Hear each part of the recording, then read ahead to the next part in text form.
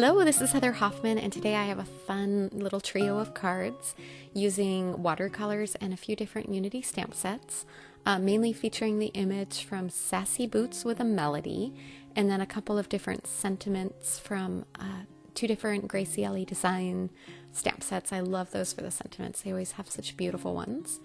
I'm using some Ranger Distress watercolor paper. I love this paper because it's one of the whitest ones I found. As far as color, some watercolor paper can be kind of off-white, and I love that there is two different options for texture. The reverse side is a little smoother, the front side has a little more texture, but I like using that smoother reverse side for stamping on. It's a little easier to get a good dark impression. Using your MISTI helps as well, but even without that you can get a better image.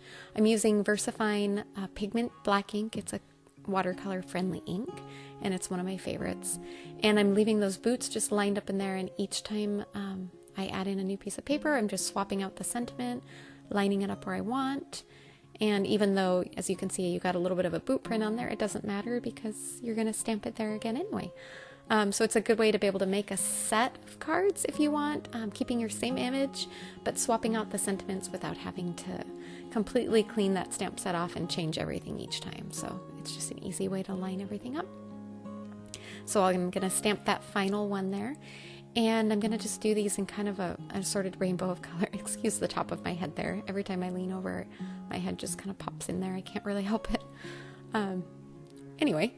So I've got those all stamped now. I'm going to set my MISTI aside, and I'm going to pull out, I'm going to use my Gansey Tambi watercolors and just a plain white water brush. And I also like to keep just a wet wipe. That's the same one I use to clean my stamps off, but that's how I like to clean my water brush. And I'm going to set two of those aside, and I'm going to go around with my clean water brush and just kind of wet the area around the outside of my image. For these cards, I decided to just add color around the outside. And by pre-wetting that, as you can see, as I drop the color in, it'll kind of flow out, and it just adds a neat effect. For each one of these, I chose 3 or 4 different colors, just kind of in coordinating color combos, and added just the different colors, just kind of popped them in different spots. This one is kind of shades of mint and teal, and I just built up the color. I started with a soft little bit, and then if it was a little too dark, I just cleaned my brush off a little bit and added a little more water to blend it in. And then a little bit of kind of an emerald green color in there as well. And then when I was all done, I went around the outside edges and just added a little more soft color and a little more water to help that blend out. So that first one's done. I'm going to move on to the next color, and for this one, once again, I'm going around with that water brush and just wetting the area around the image so it'll flow out, and then it makes it a little easier not to accidentally go over the edges into my image. If you do a little, that's the beauty of watercolor. It really doesn't matter, and it's still going to look great. I love that about watercolors. The imperfection is what makes it beautiful.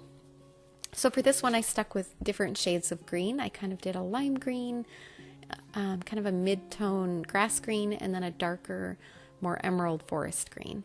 And same thing, just kind of pop the color in, blend it out a little bit when you're done with all the water. Look at how fast this goes, and they're all unique and beautiful. I love watercoloring like this around a more detailed image.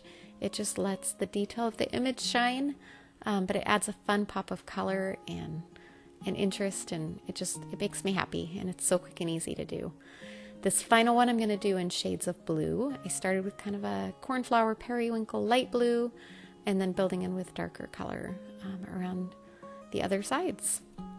And as you can see too, you don't even have to have different color. I like the variation of the different colors, but you can easily do this with one and just put it on darker and lighter in different areas. Alright, once those are done, I let them all dry. I die cut with a simple stitch rectangle die and just added them onto white card bases, and you have a beautiful, simple set of cards. Thanks so much for coming by today. I hope you are inspired, and I hope you'll give this technique a try. Can't wait to see what you make. Have a great day.